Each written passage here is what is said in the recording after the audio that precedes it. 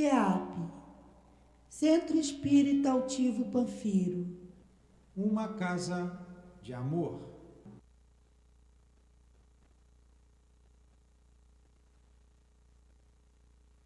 Bom dia aos nossos ouvintes. Que Jesus abençoe a nossa manhã de estudos. Vamos dar continuidade ao estudo do livro Memórias de um Suicida. Antes, porém, leremos o Evangelho, faremos a prece.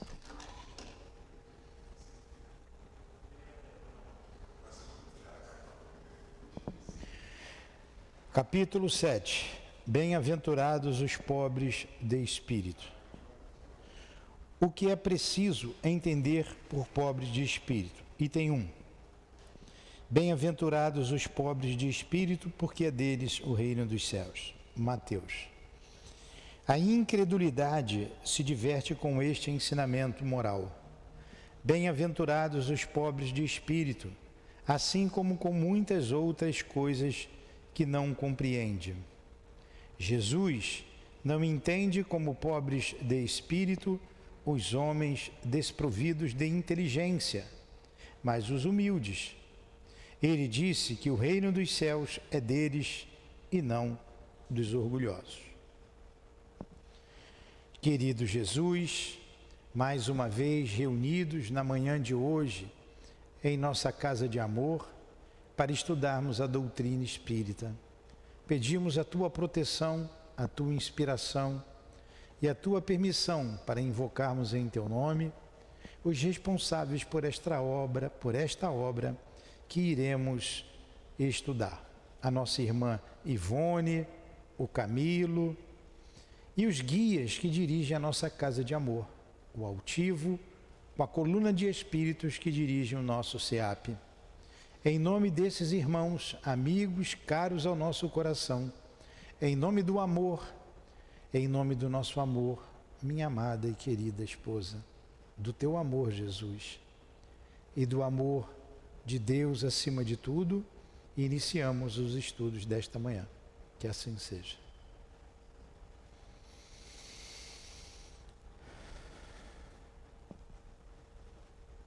Então vamos lá. Nós estamos no capítulo 16, não é isso?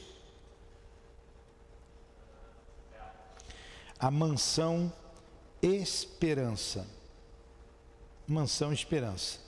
O capítulo 3 começa com a cidade universitária, a terceira parte do livro, a cidade universitária.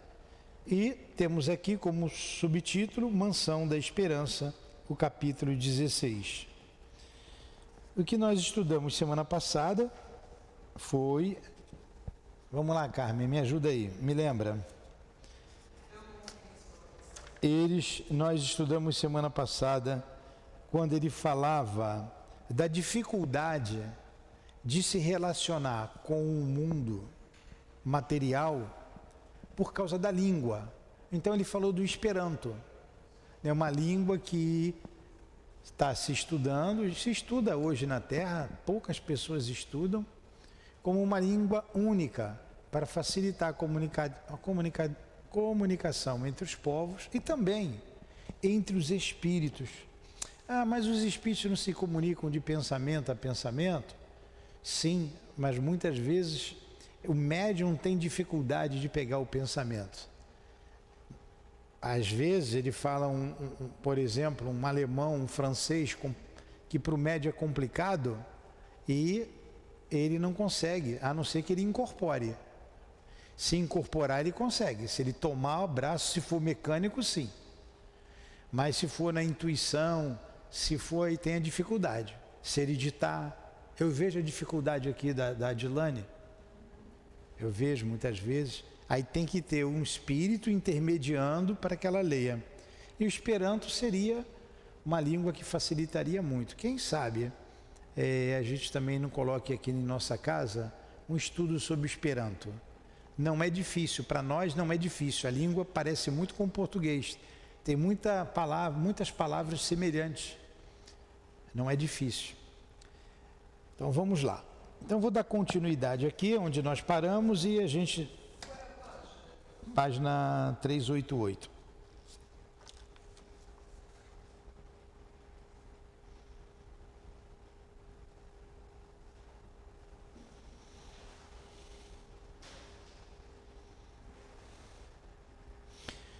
Então eles vão residir num internato, não mais no hospital, e sim no internato. Eu vou ler um pedacinho aqui, 2 parágrafos acima, tá? Para eu não ler tudo, para a gente se situar.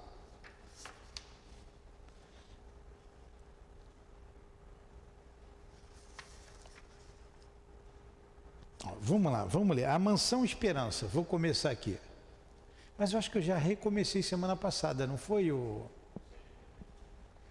Então vamos onde nós paramos mesmo. Então, absortos, consentíamos que a imaginação se desdobrasse, arrastada pelas sugestões, deixando palpitar em nossa mente múltiplas impressões, quando de mansinho alguém tocou em meu ombro, produzindo em minha sensibilidade a suave emoção de uma carícia infantil, que me despertasse de prolongado torpor. Voltei-me, bem assim meus companheiros mais afins, reduzidos agora a João e Belarmino, visto que os demais se haviam internado no recolhimento. Sobrou daquele grupo de 5 o Belarmino e o João. O Mário Sobral resolveu reencarnar, estava no recolhimento. O Jerônimo já ia de imediato para a reencarnação. Sobrou o Belarmino e o João de Azevedo. Eram 4, né? 5. E o Camilo que está narrando aqui, então. É o Camilo, sobrou Camilo e Belarmino. Belarmino foi o que se suicidou cortando os pulsos, por causa lá da doença do pulmão. E o João, esses 3 eram 5. João, Belarmino e o Camilo. O Mário Sobral e o Jerônimo resolveram reencarnar. 2 damas achavam-se ao nosso lado, convidando-nos para uma reunião de honra, para a qual fora convocada pequena falange chegada no dia anterior. Diziam as damas que então seríamos apresentados aos nossos novos mentores, aqueles que fariam nossa educação definitiva. A eles seríamos entregues como a veros guardiães, que por nós zelariam paternalmente até findar o curso de experiências renovadoras que urgia levássemos a efeito em próxima encarnação nos planos terrestres. Então vamos lá, agora eu me lembrei. É porque eu falo do livro sexta-feira no estudo, cada dia é um livro aqui, a minha cabeça demora a voltar ao normal. Eles tiveram alta do hospital, tiveram a opção, tiveram um mês para pensar se reencarnaria ou não. Desse grupo de 5, que vem desde lá do Vale dos Suicidas, desde o primeiro capítulo, 3 retornaram à matéria. Ficaram esses três, 2 retornaram à matéria. Esses 3, o João de Azevedo, o Belarmino e o Camilo, resolveram ficar para estudar um pouco mais. Era um estudo sobre uma iniciação na doutrina espírita, um estudo iniciático. Eles poderiam ficar para estudar, poderiam trabalhar, poderiam não fazer nada e poderiam voltar. Tá? Então, ninguém optou por não fazer nada. Uns voltaram e esses estão estudando e certamente vão trabalhar. Tá? Esses optaram por estudar. Tudo bem até aí? A primeira dessas damas, justamente a que me tocara, era uma menina loira e mimosa, que andaria pelas 15 primaveras, portadora de gracilidade irresistível. Trajava-se, porém, curiosamente, não nos furtando nenhum de nós outros a impertinente reparo. Túnica branca, atada à cinta, manto azul trespassado ao antigo uso grego e pequena grinalda de rosas minúsculas ornamentando-lhe a fronte ebúrnea. O que é ebúrnea, hein? Uma fonte ebúrnea. Eu não sei o que significa ebúrnea, não. A fronte ebúrnea. Branca, então. Branca, né? Branca. Marfim, bege. Uma testa, uma cor que... Cor de marfim. Isso é ebúrnea. Pronto, uma cor ebúrnea. Aí a gente não erra, a gente já sabe o que é.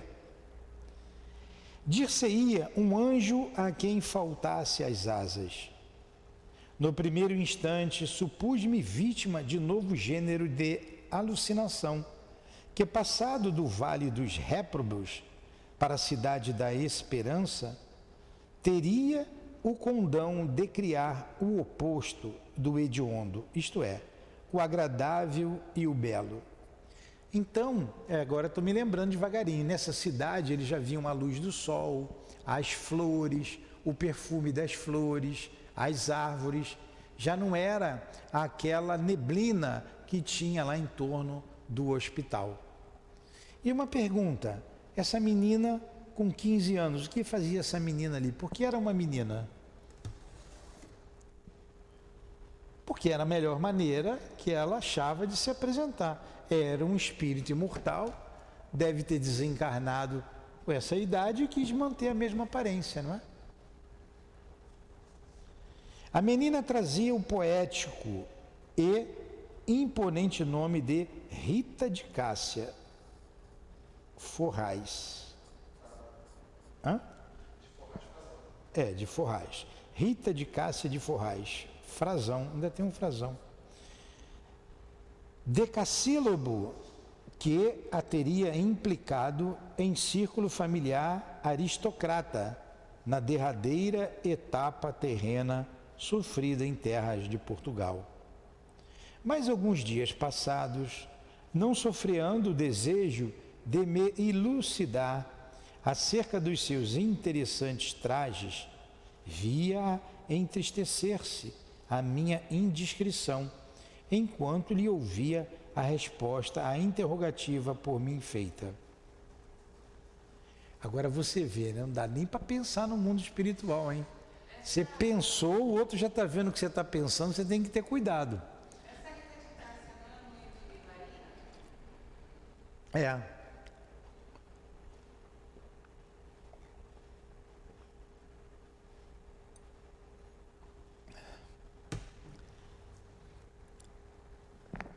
A segunda, aí ela fala, né? Sepultaram-me assim, ou melhor, assim vestiram o meu fardo carnal, quando o abandonei pela última vez na terra. Tão grata foi ao meu coração a volta ao invisível, não obstante o desastre que ocasionou a um ser muito querido para mim, que retive na mente a recordação da última toalete terrena. A segunda alta, por isso que ela estava com aqueles trajes, né? E morreu nova. A segunda, alta, também loira, deveria ter deixado a vestidura corporal não longe dos 50 anos, conservando ainda as impressões mentais que permitiam tais observações.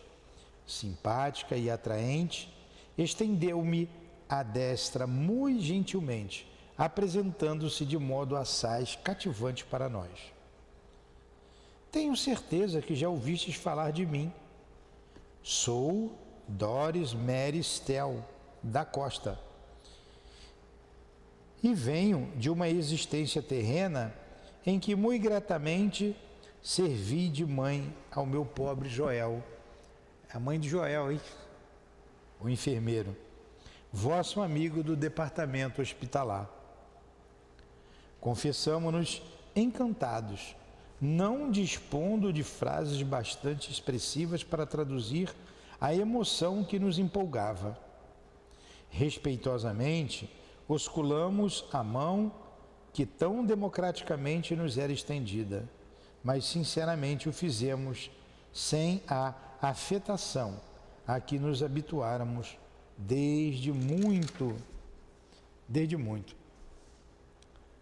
Então, beijaram a mão respeitosamente, né? Sem aquela afetação toda do mundo material. À hora aprazada, fomos introduzidos na sala de assembleias situada na sede central do novo departamento, por irmãs vigilantes encarregadas do serviço interno. Nossa turma, que contava cerca de 200 pecadores, era das mais vultosas que no momento existiam na cidade, contando em seu conjunto com um grande contingente de damas brasileiras pertencentes a variados planos sociais da terra, o que muito nos admirou, reconhecendo que as estatísticas de suicídios de mulheres no Brasil avantajavam-se de muito as de Portugal. Presidia a magna reunião o guardião-chefe do burgo, irmãos Sóstenes. Então, para essa primeira reunião, as duas entidades femininas se apresentaram a eles. Era um grupo de 200, olha quantos suicidas, 200 que resolveram estudar. E a gente só fala vai falar mais desses dois, um ou outro que vai aparecer lá na frente, um outro nome. Fora os que reencarnaram. Se a gente for seguir a mesma lógica ali da matemática, eles eram em 5. 3 ficaram, 2 foram. 2 reencarnados. Ficou 2, 3 para 2 terços. 2 quintos ficaram. 2 quintos ficaram. Não, 2 quintos reencarnaram. 3 quintos ficaram. Quanto que é 2 quintos de 200? 400 dividido por 5. 80. 5 vezes 8, 40. 80, se 80 reencarnaram e eram 200, em torno de 300 suicidas era o grupo, né? Eu estou aqui elucubrando. Né? Os 300 daquele grupo ali, daquela turma. Como tem gente que se mata, né? E ele ficou abismado que no Brasil o maior número era de mulheres.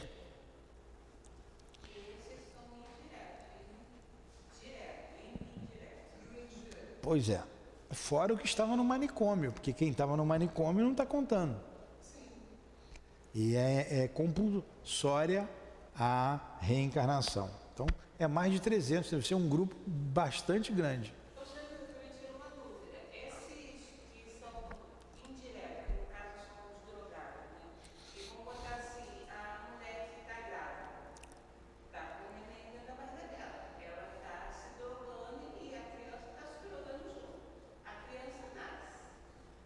A criança, ela não tem nada com isso, mas a criança sabia que aquela mãe ali era uma viciada.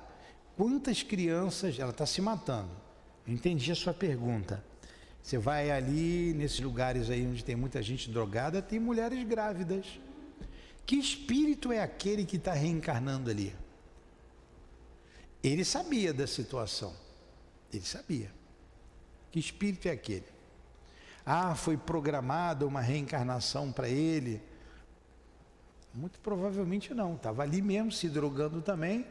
Estava do lado, ela engravidou. Ali não tem... Ninguém tem educação para nada. O espírito gosta daquilo também. Ou foi a oportunidade que o espírito teve para reencarnar. Queria reencarnar. Era o que tinha para ele, mas ele não, na verdade, se ele desencarnar junto, ele não vai responder pelo suicídio. Mas esses que se desencarnam com as drogas são os mais graves. Ah, suicídio indireto. Você vê lá o André Luiz, foi suicídio indireto. Ele ficou 8 anos em região de sofrimento, mas tomou consciência de tudo, foi trabalhar. Mas esses vão lá para o manicômio, eles não conseguem se reequilibrar, reencarnam do jeito que tem que reencarnar, que pode. Muitos enlouquecidos, sentindo falta da droga ainda. E não é só droga, não. Cigarro, álcool. Não, droga tudinho, tudo isso é droga. Com 300 quilos. Não é um suicídio. Ó, na verdade, eu não sei te responder essa pergunta com exatidão, eu não sei. O que faz um espírito desse reencarnar ali?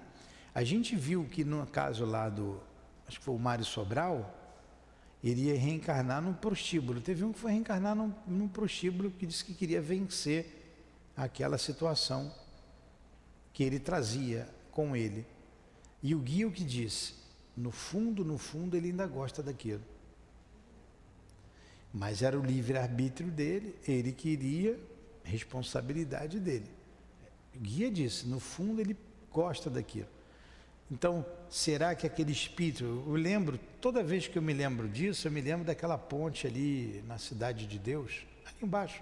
Você vem ali para ir pegar Ayrton Senna, ali ficavam, não sei se ainda, muito tempo eu não passo ali. Agora eles ficam mais ali pro Sesc. Pro Sesc, né? Pois é. Tem uma mata ali, né? Então a gente vê aquelas pessoas que parecem uns zumbis magros, esquálitos, barracas de papelão montados, todos eles ali, mulheres grávidas. Então o que faz um espírito reencarnar ali? O desejo da droga? Pode ser. Agora eu não tenho uma resposta, só perguntando ao guia. É porque do mesmo jeito que eu penso, que o espírito, assim, de coisa, eles programam para encarnar, eu creio que a outra parte também para fazer a continuação dele, eu acho que eles fazem. Mas ninguém empurra ninguém, vou usar esse termo, que um dia o Inácio colocou, para falir no mundo material. Ninguém reencarna para falir. Quando há uma reencarnação programada, você vê lá, aqueles que reencarnaram lá do manicômio, foram pegar uma mulher no Nordeste brasileiro, foram pegar um casal de portugueses lá numa ilha em Portugal. Eles teriam todo o apoio, eles não eram drogados, os pais eram saudáveis. Agora, eles vão colocar um espírito que se suicidou com pais drogados, uma colônia como o nosso lar, outra qualquer, que são centenas de colônias, vai colocar um espírito para reencarnar com os pais na Cracolândia, como diz lá em São Paulo? Eu creio que não. Na verdade, nós já vimos que tudo está sob o amparo de Deus. Mas se tiver um homem fértil, uma mulher fértil e se relacionar, vai gerar um ser, um feto, um corpo, e um espírito vai se ligar ali. E espíritos que estão em torno, às vezes o espírito não quer nem reencarnar, mas está em torno daqueles ali com vício, e quando vê, está preso, não consegue mais sair.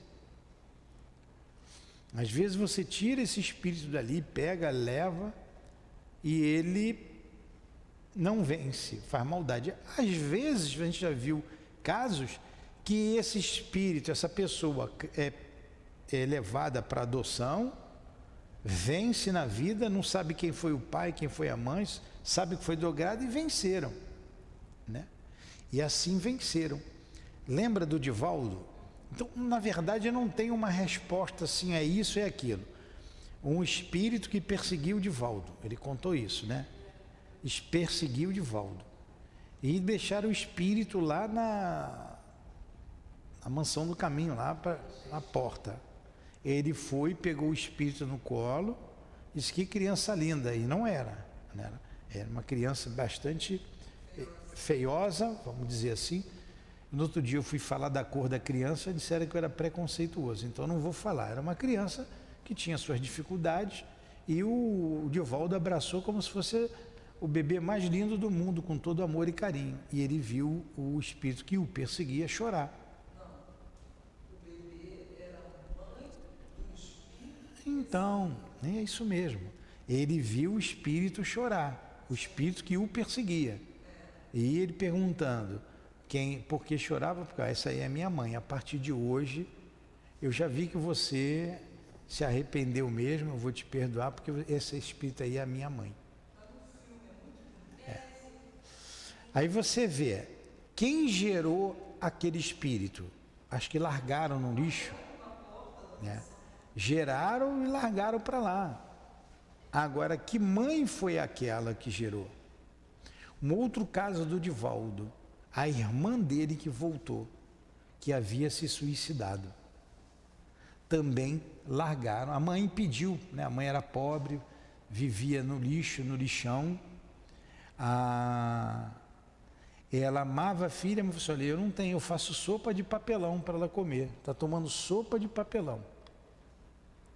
E entregou para o Divaldo, aquela criança esquálida, né, cheia de problema, e aquela era a irmã dele. Então, a gente não sabe por quê, o motivo pelo qual o espírito nasce numa situação dessa. Pode ser várias coisas, né? Muitas coisas. Só perguntando a um guia, e esse fulano aqui? Você vai individualizar. Por que ele nasceu ali? Se o guia quiser dizer, ele vai dizer. Se puder dizer, ele diz. Se não puder, ele não diz. Porque a gente não sabe, né? A gente não sabe. Mas para vir numa situação dessa, é um espírito que está passando por uma prova muito difícil e uma expiação. Porque a referência de uma família, de um pai, é tudo. E aquela menina lá, que era irmã do Divaldo, ela venceu, ela foi embora, né? Venceu. E ele nunca disse para ela que ela era irmã dele, né? Veio 2 vezes. Agora eu estou me lembrando, ela veio 2 vezes. 2 vezes. Morreu nova, voltou de novo e está trabalhando hoje na doutrina espírita. Ele não disse quem era ela, nunca disse quem ela é, e os dois se dão bem. Ele vai sempre visitá-la. Então pode ser uma porção de coisa. Vamos lá. Iniciando-a, aqui que a gente está, né? Exortou-nos a homenagem mental ao Criador, o que fizemos orando intimamente, tal como nos fora possível, impelidos, todavia, por sincero respeito. Isso na reunião deles lá, esse grupo de 200, né? Liderado pelo irmão Sóstenes.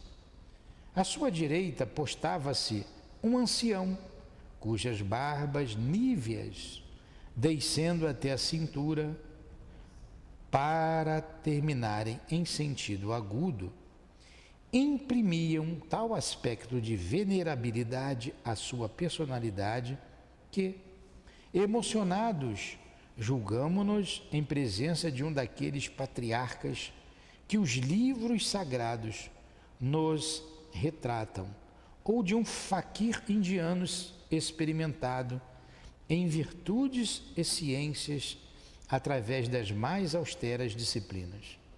À esquerda, outro iniciado despertou-nos a atenção com seu perfil hindu clássico, o que infundiu em nosso espírito singular sentimento de atração.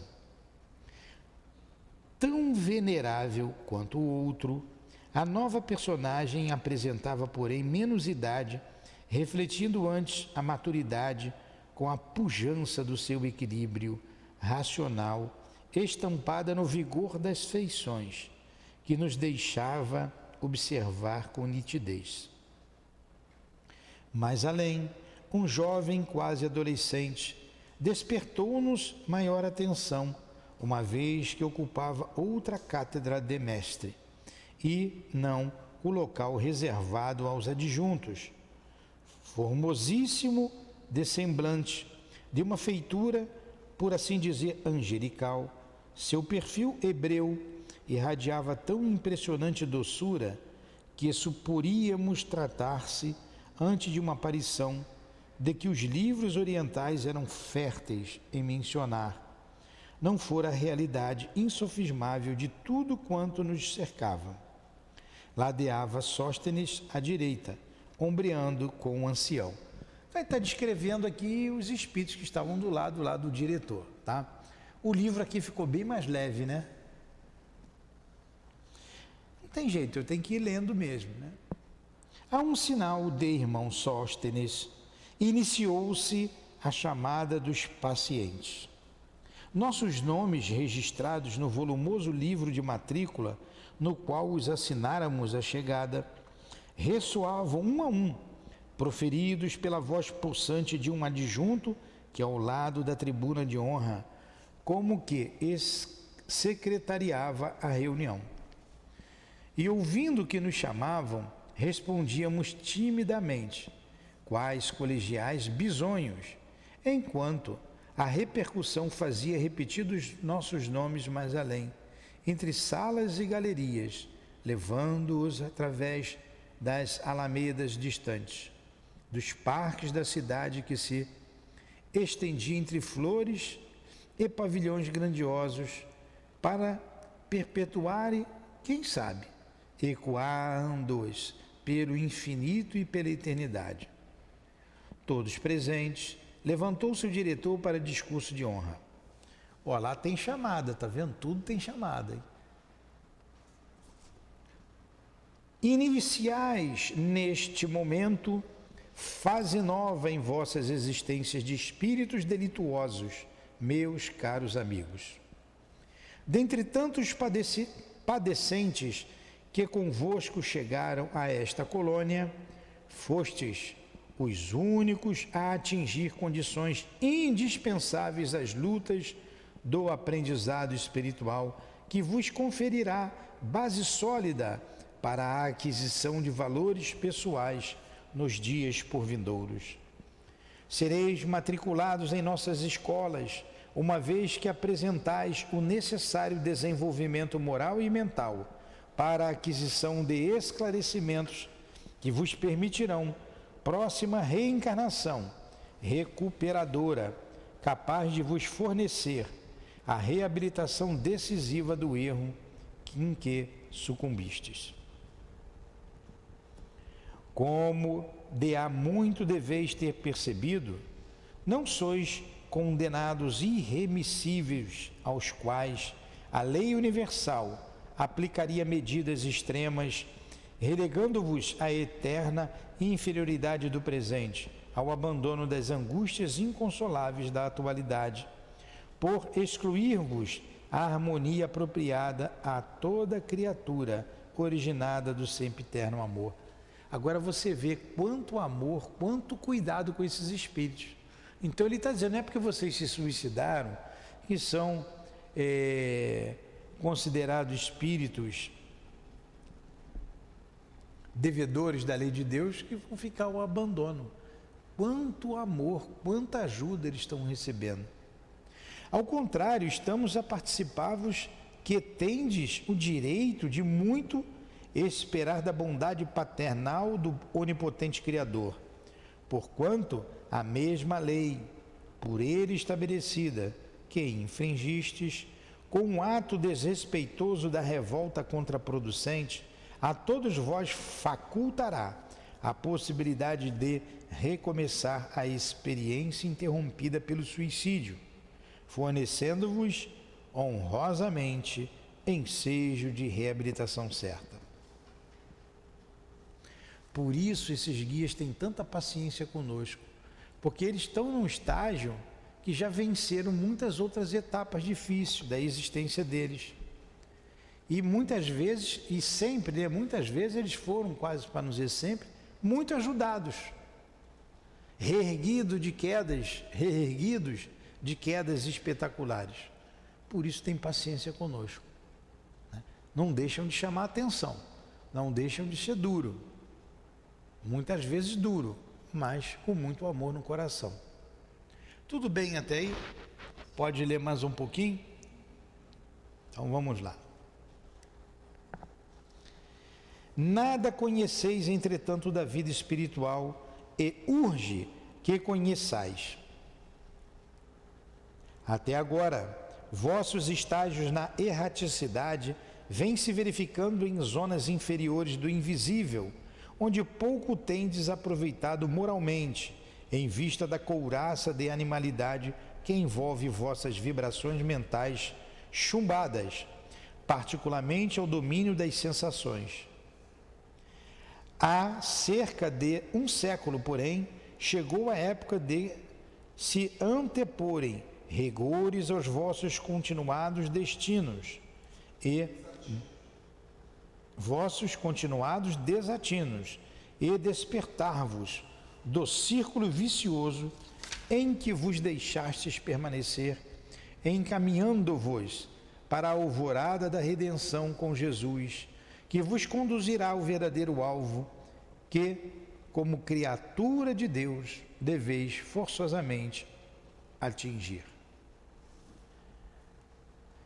E por que ele colocou o século? Por causa da doutrina espírita, né? Que veio à Terra, já tinha aí uns 100 anos. E agora olha o preparo para que eles não venham a falir novamente. Os espíritos estão dizendo sempre para a gente que a maioria dos reencarnados, dos espíritos junto aqui à Terra, vão e voltam, há milênios, sem sair do lugar, fazendo as mesmas bobagens. Então eles vão fazer um curso iniciático para poder vencer, sair dessa imobilidade. O que é o ideal. Agora, quanto a nós, tudo leva a crer que nós fizemos esse curso no mundo espiritual, estudamos lá. Vocês viram que eles saíram do mundo inferior para ir para o mundo mais elevado e tudo está sendo para eles uma coisa...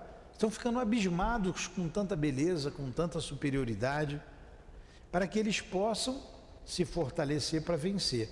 Tudo indica que nós também já passamos por isso. Estamos aqui recordando, relembrando tudo que nós já vimos no mundo espiritual. Precisamos, então, ter um comportamento diferenciado. Um comportamento conforme recomendações do Cristo. Aqui em nossa casa espírita. E daqui levar para nossa casa, para nosso lar, para a sociedade, para o nosso trabalho. Você não saiu lá de Realengo para aqui, que é distante. Agora vocês vejam, né, como é que são as coisas. Ele vem de Realengo para cá. Tem tantas casas em Realengo, um Bangu, né? Tem um Leon Denis ali em Bento Ribeiro, que não é longe. Veio para Vargem Pequena. Por que você veio para cá?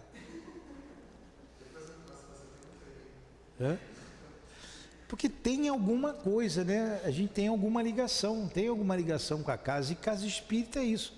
Eu vejo aqui, por exemplo, o casal que tem aqui, a Adriana e o marido. Ele trabalha há anos numa casa espírita, 30 anos lá, uma casa lá em Bangu, lá perto de você. Mas ela está aqui. Ela foi, eu fui lá, eu não faltava alguma coisa. Eu fui numa outra casa, faltava alguma coisa. Eu fui numa outra casa e aqui ela parou, está trabalhando, está estudando, é médio, trabalha como médio na cura, na incorporação, enfim. Tem alguma coisa, tem alguma ligação, né? Alguma ligação. Então a gente se afasta de uma casa, vai para uma outra e se vê bem ali. Quando a gente se afasta da casa e aquela casa é a nossa, a gente retorna. E a gente está relembrando então esses momentos do mundo espiritual. Significa que a gente tem um compromisso com aquele grupo, daquela casa e um compromisso com Cristo. Já precisamos diferenciar do comum das pessoas. Todavia, é aqui? Muitos de vós? Está no meio do parágrafo? Muitos de vós, doutos que fostes na terra, lúcidas inteligências que se impuseram na conceituação da sociedade terrena, desconheceis, todavia, os mais rudimentares princípios de espiritualidade, levando mesmo a displicência ao extremo de negá-los e combatê-los, quando os descobrieis, exornando o caráter do próximo. Deveis, por isso mesmo, iniciar conosco um curso de reeducação moral, mental, espiritual, que é o que apelos desesperados dos sofrimentos, que é o que vos tem faltado, já que as predisposições para tão alto feito acudiram aos apelos desesperados dos sofrimentos que passais. Esse óculos aqui é o da Dilane. Eu pedi já para fazer o meu quebrou. Aí às vezes a letra dá uma embaralhada. A gente recebeu a mensagem, eu vou botar no grupo hoje, a Raquel editou. A mensagem dada aqui pelo guia da casa dessa semana. Ele coloca lá no meio da mensagem, para aqui, para o mundo espiritual, os títulos, os diplomas, os certificados, não tem valor nenhum. Foi o que ele acabou de dizer aqui. Muitos de vós foram doutos aí na terra, até negavam a vida espiritual e até combatiam. Então vamos fazer aqui todo um trabalho de reeducação moral. E na verdade, na casa espírita, a gente também faz esse trabalho aqui. Aqui a gente está se educando. Espiritual e moralmente. Espiritual, moral e materialmente também. As pessoas chegam aqui com muita falta de educação. E devagarinho a gente vai se enquadrando. Eu me lembro quando eu cheguei na casa espírita. Eu não tinha noção de nada.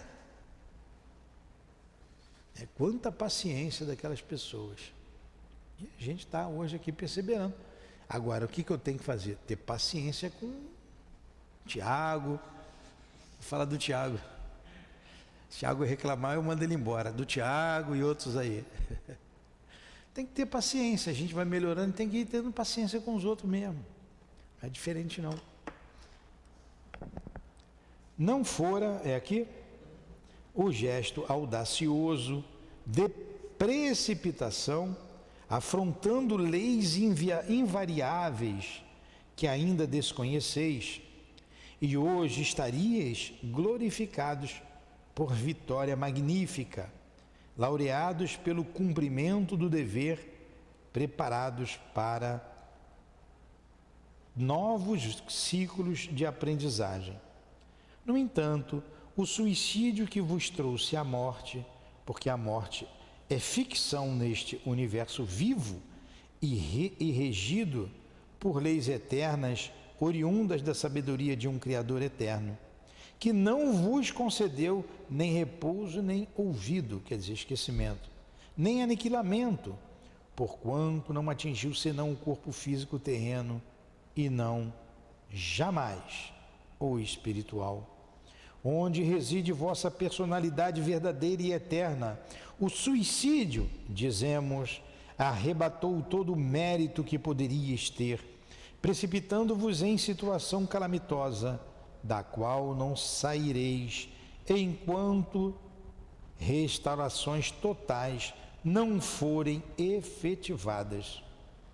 Advirto-vos, meus amigos, que na luta a empreenderdes para a consecução de tal considerato, mais de um século presenciará as lágrimas que derramareis sobre as consequências do execrado ato de desrespeito a vós mesmos como a Deus.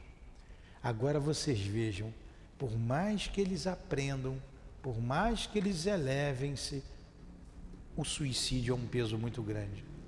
E não menos de um século derramarão lágrimas pela ofensa que fizeram à lei de Deus e a eles próprios. Por quê? Como dizemos sempre aqui, o suicídio é um logro, o suicídio é uma mentira. A vida continua. E no mundo materializado como o nosso, aonde ainda se busca com toda avidez o ter, o poder, o suicídio é quase que uma pandemia. Há números altíssimos no mundo inteiro.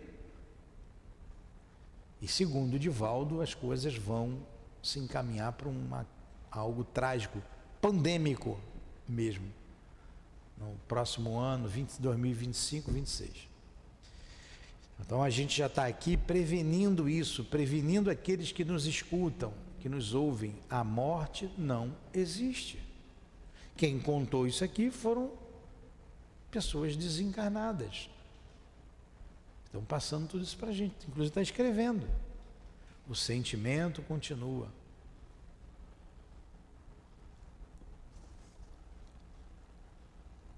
A individualidade continua. Alguma pergunta? No question? Vamos ler mais um parágrafo então. Todavia, os ensinamentos que vos ministraremos influirão bastante na vitória que devereis alcançar contra vós próprios. Mas não saireis deste local, alçando esferas espirituais mais compensadoras, enquanto de nosso instituto ou de vossas consciências não receberdes certificados de reabilitação, os quais vos conferirão ingresso em habitações normais na hierarquia da evolução. E tais certificados, meus amigos, somente vos serão confiados após a reencarnação que devereis abraçar uma vez terminado o curso iniciado neste momento. Então quem está falando aqui, já vimos, é o diretor desses estudos. O curso vai começar e só vai estar bem depois da reencarnação. Vão ter que espiar o que fizeram lá com o próprio corpo. Perguntas? Nós vamos ver que o Camilo vai ser o último. No decorrer do estudo, o Camilo vai ser o último. Interessante o estudo. Já disse para vocês, confesso que eu já li umas 8, 10 vezes esse livro aqui, ou mais. Estou chutando por baixo. Mas como a gente aprende lendo devagarinho, estudando. E quando chega ali na sexta-feira, nosso estudo, eu vejo coisas que eu não vi aqui. E às vezes eu vejo aqui o que eu não vi lá. É sempre uma percepção diferente a cada nova leitura. Né? Vamos parar aqui. Ó, seguiu-se, breve pausa, a gente vai continuar aqui, tá? Lá em cima, seguiu-se, pausa breve, que nos forneceu impressão. Aí vocês me lembrem, por favor, semana que vem, ó, quem está falando lá é no novo curso, o responsável. Passou rápido, né? Passou rápido. É. A Dália concordou com o senhor, comandante. Realmente o suicídio é uma grande mentira. É necessário que se divulgue sempre. A Dália, né? Dália, eu ligo para você, você não me atende. Então estou falando para o mundo inteiro. Eu espero que você esteja melhor. Quando terminar aqui, eu vou ligar de novo para saber da sua saúde. Que Deus te abençoe, que Deus nos abençoe. Senhor, que estes irmãos que receberam a dádiva do conhecimento nesta manhã possam criar resistência ao suicídio.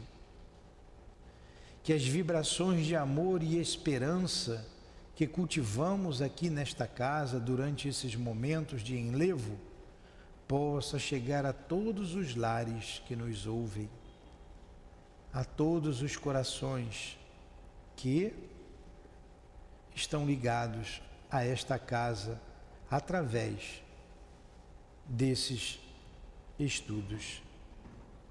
Rogamos, Senhor,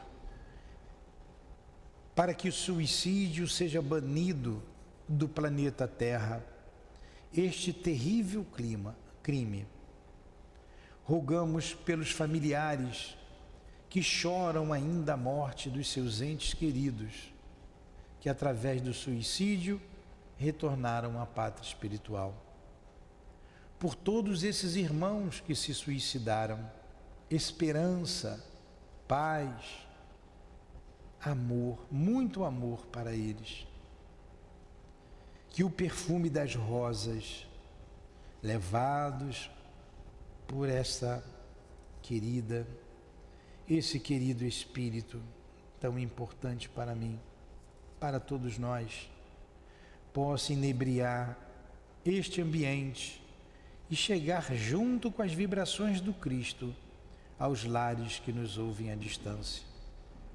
Forças de amor, forças de esperança, perfume suave das rosas para esses irmãos que tanto sofrem. Quanto a estes, Senhor, que narram as suas histórias aqui nesta obra, esperamos que tenham vencido com a reencarnação que já se deu a todos eles, mas que chegue até eles a força para continuar lutando e vencendo os seus traumas, as suas dificuldades. A nossa gratidão por expor as suas dores, para que nós não caiamos no mesmo erro. Que Deus abençoe o Camilo, que Deus abençoe a nossa querida e amada irmã Ivone do Amaral Pereira, a nossa gratidão a vocês. A Leon Denis, que colocou a doutrina espírita nesta magnífica obra, e a todos os guias aqui presentes, que ajudam esses irmãos a vencer suas dificuldades. Em nome desses queridos irmãos, em nome do altivo e da direção espiritual do SEAP, dessa irmã querida, nossa irmã Ivone, em nome de Leon Denis, de Allan Kardec, de Maria Santíssima, de irmão Teócrito, enfim, em nome do amor, do nosso amor, Lourdinha, do teu amor, Jesus, e do amor de Deus, nosso Pai, acima de tudo, damos por encerrado os estudos da manhã de hoje, em torno do livro Memórias de um Suicida. Que assim seja.